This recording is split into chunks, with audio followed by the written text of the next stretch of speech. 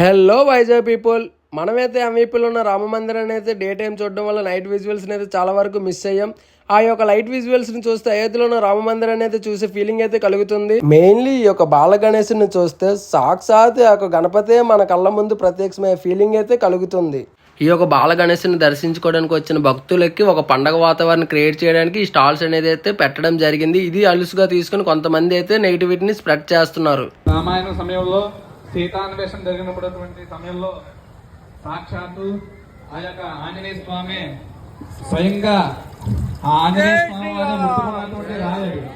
అందువల్ల అందరూ కూడా గట్టిగా చెప్పాలి, జై శ్రీరామ్. ఈ యొక్క పుస్తకం శ్రీరామ సహస్రనామాలు రాసుకునే పుస్తకం. ఇది ఎవరైతే స్వీకరిస్తారో, ఇవన్నీ ఎవరైతే ఈ నెల 28 లోపల పూర్తి చేస్తారో, ఈ యొక్క పుస్తకం అనేది ఏదైతే అయోధ్య ఉందో ఆ యొక్క రాముల వారి పాదాల చెంతకు చేరుతాయి కనుక